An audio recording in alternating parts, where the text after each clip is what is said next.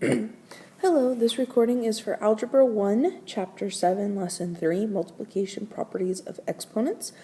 We will be talking about scientific notation, so if you're feeling a little rusty, you might want to watch the previous video, Chapter 7, Lesson 2, as you will need to be familiar with exponents to do well in this lesson. Alright, so multiplying powers with the same base.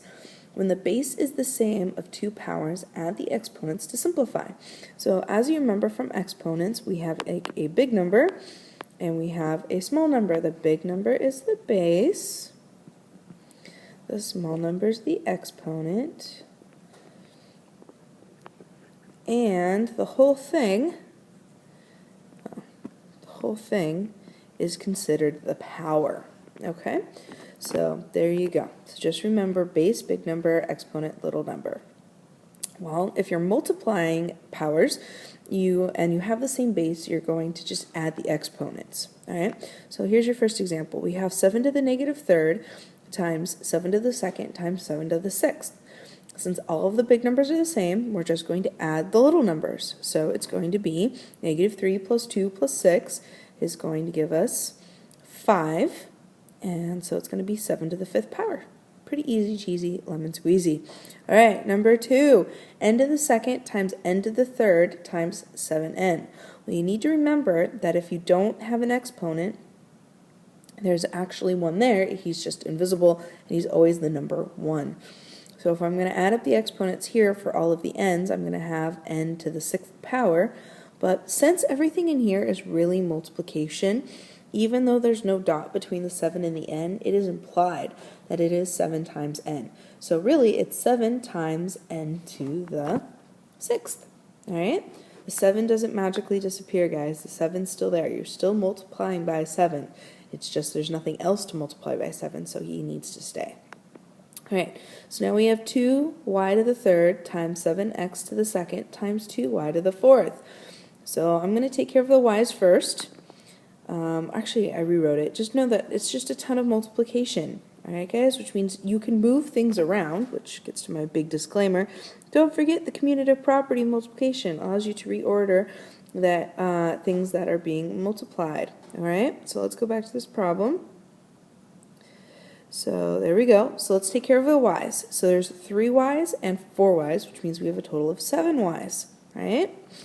And then we only have 1x to the second, so it needs to stay where it is. But we also have some numbers in there that we can multiply. 2 times 7 is 14, times 2 is 28. So the final answer is 28x to the second, y to the 7th. Okay? All right, and again, don't forget the commutative property of multiplication. It allows you to reorder things that are being multiplied. And since everything in all 3 of these problems was being multiplied, and just reorder them so that the things that multiplied together that are supposed to be multiplied together are actually near each other, and that will make your life easier. All right, let's go ahead and talk about multiplying numbers that are in scientific notation. The first thing you're going to do is multiply the first factors, the first numbers in the scientific notation setup. And then we're going to put that into scientific notation, and then we're going to combine the powers of 10. So the first 2 factors are 2.5 and 6, and we're going to multiply them together to get 15. 15 is not in correct scientific notation, so we need to move it over. We moved it over one place. Again, this is the last lesson, so if this is looking very foreign, make sure you go back and watch Chapter 7, Lesson 2.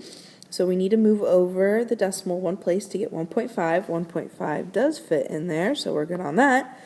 And since I had to move it one place, as it was big and mighty, because it was greater than 10, it is a positive exponent of 1. So it's 1.5 times 10 times 10 to the 8th times 10 to the third, because those are the powers of 10 that we need to combine. So since they're all powers of 10, they all have the same base, we just have to add the exponents. So it's 1 plus 8 plus 3. So that would be 1.5 times 10 to the 12th power. Pretty cool, huh? All right, next problem. Let's multiply the bases. 9 times 7 is 63. 63 is not less than 10, but greater than or equal to 1. So we need to move over the decimal place 1, which is going to give me 6.3 times 10 to the first. Now we need to combine some powers of 10.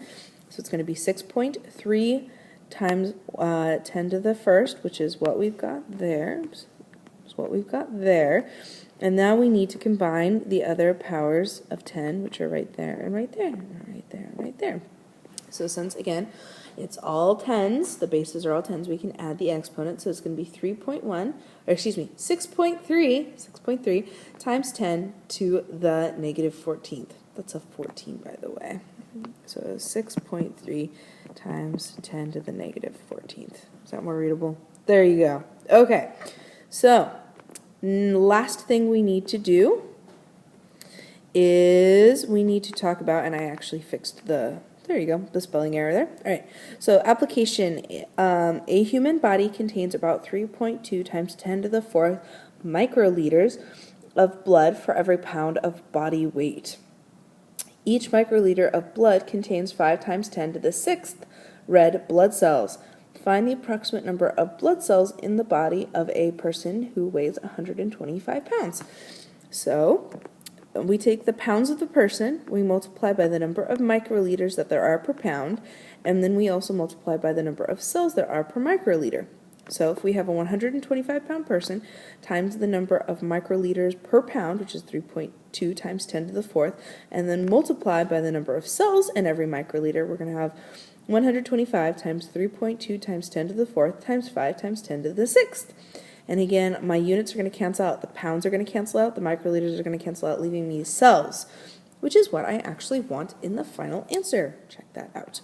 Okay, so it's going to be 125 times 3.2 times 10 to the 4th times 5 times 10 to the 6th. And again, I'm going to use the commutative property of multiplication to combine the things that look similar, in this case 125, 3.2, and 5, and then get the things that also look similar. That would be the 10 to the 4th and the 10 to the 6th together.